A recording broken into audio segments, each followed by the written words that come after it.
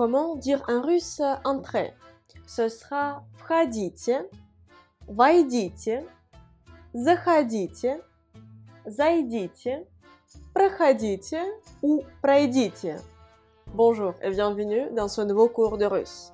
En français, c'est très facile, vous dites tout simplement entrer, alors qu'en russe, vous pouvez traduire entrer par 6 formes différentes. Входите, войдите, заходите, зайдите, проходите, пройдите. Dans ce cours de russe, je vais vous expliquer quelle est la différence entre ces formes-là et comment et quand les employer. Si vous avez ce genre de cours, mettez s'il vous plaît les pouces en l'air. C'est très important pour moi et pour les algorithmes de YouTube. Mettez-les maintenant s'il vous plaît pendant que vous y pensez. Merci beaucoup. Спасибо большое. Abonnez-vous à cette chaîne YouTube si ce n'est pas encore fait. Suivez-moi sur mes réseaux sociaux. Et sans plus tarder, nous commençons à apprendre la différence entre ces formes différentes qui se traduisent en français par entrer. J'ai publié récemment une vidéo courte pour Instagram et pour YouTube où j'ai expliqué que pour dire en russe « entrez, s'il vous plaît », il faut employer « входите, пожалуйста ».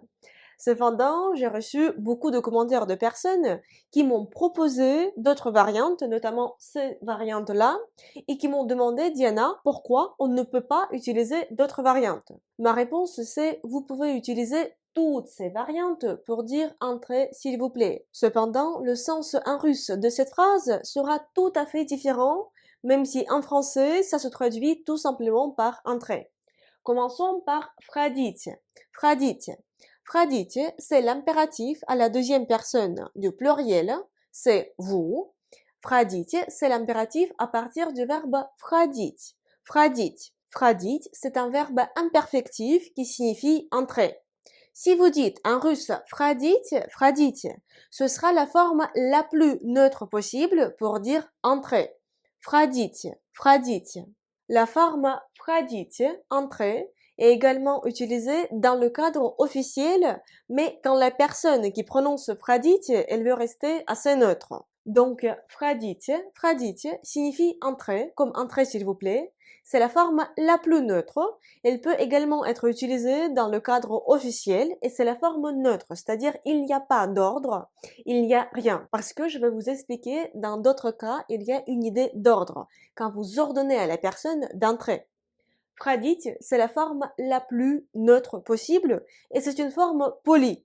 C'est-à-dire, vous pouvez apprendre tout simplement la forme входить et l'employer dans toutes les circonstances. Входите. L'autre forme, c'est войдите. Войдите.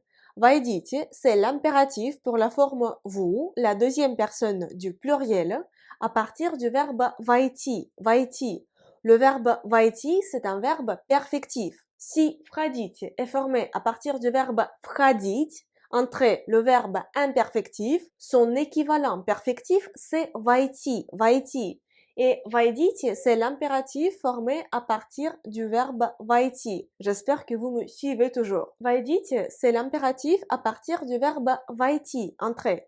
Le verbe войти, c'est un verbe perfectif. Quand vous employez des impératifs formés à partir des verbes perfectifs, ces verbes-là, ces impératifs, ils sont moins polis que les impératifs formés à partir des verbes imperfectifs. Je répète encore une fois. Si vous avez en russe un verbe imperfectif et vous formez un impératif à partir de ce verbe-là, comme c'était le cas pour входить, c'est la forme polie. Je l'ai noté ici. Forme plus polie. Comme vous voyez, il y a un petit rond rouge. Alors que des impératifs formés à partir des verbes perfectifs sont moins polis, ils sont perçus davantage comme des ordres. Comme notamment, c'est le cas pour войдите. Войдите. Войдите reste une forme également neutre, mais il y a une idée d'ordre. Par exemple, vous avez le rendez-vous chez un médecin. Le médecin est à l'intérieur de son bureau, vous êtes à l'extérieur, vous êtes devant la porte est fermée. Après, vous frappez à la porte, le médecin peut vous dire входите, входите. Si le médecin vous dit входите, c'est entrer, tout simplement, c'est la forme neutre qui peut également être employée dans le langage officiel. Si le médecin vous dit «Войдите», «Войдите», il y a l'idée de l'ordre. Le médecin vous ordonne d'entrer. «Войдите», ce n'est pas du tout impoli, seulement il y a l'idée d'un ordre. Mais ça reste une forme neutre que vous pouvez employer avec des personnes que vous connaissez bien, avec vos amis, et également avec des personnes que vous connaissez pas bien ou que vous ne connaissez pas du tout. Un autre point très important. Quand une personne emploie les formes «входите» ou «войдите» pour dire «entrer», cela signifie que cette personne qui parle, elle se trouve à l'intérieur d'une pièce. Je l'ai marqué ici, intérieur. Le médecin, il est à l'intérieur de son bureau et il dit à son patient «входите» ou «войдите» parce que le médecin, il est à l'intérieur alors que le patient, il est à l'extérieur. Il est devant la porte. La porte peut être ouverte ou fermée. Passons maintenant aux impératifs «заходите» et «зайдите». «Заходите», ça signifie également entrer. «Заходите» est formé à partir du verbe «заходить». Ça signifie aussi entrer. C'est un verbe imperfectif. Alors que «зайдите» est formé à partir du verbe «зайти», qui signifie entrer, mais qui est un verbe perfectif. Donc, à votre avis, quelle forme «заходите» ou «зайдите» est plus polie? Ce sont les impératifs formés à partir des verbes imperfectifs qui sont plus polis. Donc la forme «заходите», «заходите», c'est la forme plus polie que «зайдите».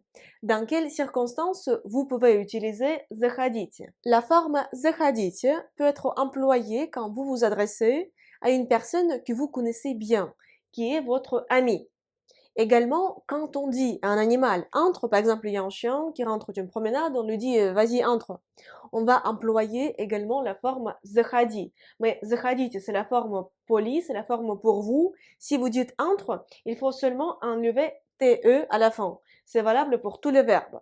Par exemple, заходи, c'est entre, et заходите, te à la fin, ça veut dire entrer. L'impératif заходите, entrer, заходите, est employé quand vous dites entrer à votre ami, à un animal ou bien à un enfant. Parce que quand on s'adresse à un ami, un animal, à un enfant, il y a une idée de proximité avec cet individu. Nous employons заходите pour dire entrer à une personne que nous connaissons et que nous connaissons assez bien. Nous pouvons dire заходите quand la personne qui veut entrer, il est devant la porte doit être ouverte ou entrouverte.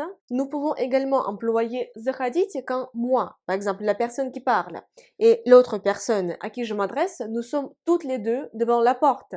Et moi, j'ouvre la porte et je dis à la personne заходите, parce que j'attire votre attention pour les verbes входите, войдите. Le locuteur, la personne qui parle, doit être à l'intérieur d'une pièce, à l'intérieur d'un espace. Alors que pour d'autres formes que nous allons analyser maintenant, les personnes peuvent se trouver soit à l'intérieur, soit devant les portes. L'emploi de l'impératif зайдите, il est bien particulier. Nous employons зайдите pour dire entrer à une personne qui ne veut pas entrer. C'est-à-dire quand nous employons зайдите, nous insistons pour que la personne à qui on s'adresse entre. Dans quelles circonstances pouvons-nous employer зайдите? Par exemple, vous vous promenez dans une rue commerciale et il y a beaucoup de commerces. Les vendeurs de ces petits commerces essayent de vous faire entrer à l'intérieur alors que vous hésitez, vous n'avez pas trop envie de rentrer dans ces boutiques parce qu'après, il faudrait acheter quelque chose. Et les vendeurs de ces boutiques qui veulent vous faire entrer dans les boutiques alors que vous n'avez pas trop envie d'y aller, ils peuvent notamment vous dire зайдите parce que vous n'avez pas trop envie d'y entrer, mais cependant les vendeurs vous disent allez-y, venez. Passons maintenant aux formes проходите et пройдите. Проходите est formé à partir du verbe проходить, c'est un verbe imperfectif. Проходите signifie également entrer. Le verbe проходить signifie passer par quelque chose ou passer à travers quelque chose. Il y a vraiment cette idée d'aller à l'intérieur, de traverser un espace. Проходите. Nous pouvons dire проходите quand nous avons par exemple un invité. C'est une forme amicale. Cet invité, il peut être un ami. Souvent, quand les Russes disent проходите, ils font également ce geste de la main. Проходите. Проходите. Souvent, on dit проходите quand les gens, les invités sont dans l'entrée, ils sont devant la porte d'entrée, ils ont déjà franchi le seuil, ils sont à l'intérieur de l'appartement ou d'une maison, mais ils n'entrent pas dans d'autres pièces. Pour leur dire, allez-y, entrez plus loin, on peut dire проходите et souvent on fait ce geste-là. Проходите, проходите. Comme cet impératif est formé à partir d'un verbe imperfectif, c'est la forme plus polie, parce que les impératifs formés à partir des verbes imperfectifs sont plus polis que les impératifs formés à partir des verbes perfectifs. Je l'ai noté ici. Il y a des points rouges pour marquer les formes plus polies des impératifs. Il y a encore un emploi bien particulier de la forme проходите, проходите. La forme проходите est souvent employée par des patrons, par des directeurs, par des chefs, quand ils reçoivent leurs subordonnés chez eux dans leur bureau. C'est pour ça que j'ai marqué ici directeur, directeur. Directeur, ça veut dire en russe directeur, directeur. Par exemple, vous êtes le chef d'entreprise. Quand vous recevez vos employés dans votre bureau, quand les employés frappent à la porte, vous allez leur dire проходите, проходите. Ou par exemple, si vous êtes un employé et vous êtes venu dans le bureau de votre directeur, de votre supérieur, quand vous frappez à la porte, votre supérieur va vous dire проходите, проходите, dans la plupart des cas. Il nous reste encore la forme пройдите, пройдите. La forme пройдите, c'est une forme très distante, c'est-à-dire on garde la distance avec la personne avec laquelle on parle. Il s'agit d'un invité, mais cet invité, ce n'est pas une personne proche. Пройдите, ça reste une forme la moins polie, je dirais, de toutes ces formes-là. Пройдите. Par exemple, vous êtes venu dans une administration et à l'accueil, il y a une personne pas très polie et cette personne pas très polie à l'accueil, elle peut vous dire пройдите, пройдите, пройдите. Comme c'est la forme la moins polie de toutes ces formes-là, elle est moins souvent utilisée que toutes les autres formes. Pour récapituler, la forme входите, входите pour dire entrer, c'est la forme la plus neutre possible. Vous pouvez l'utiliser dans toutes les circonstances possibles. Ce sera входите, входите. D'ailleurs, c'est pour ça que je l'ai utilisé dans ma vidéo courte que j'ai publiée sur Instagram et sur YouTube qui a suscité beaucoup de questions dans les commentaires. Et voici pourquoi j'ai fait ce cours-là. Alors, la forme войдите, войдите, c'est aussi la forme neutre, mais il y a une idée d'ordre. Quand nous employons входите et войдите, la personne qui parle, elle est à l'intérieur d'une pièce et elle s'adresse à une personne qui est devant la porte.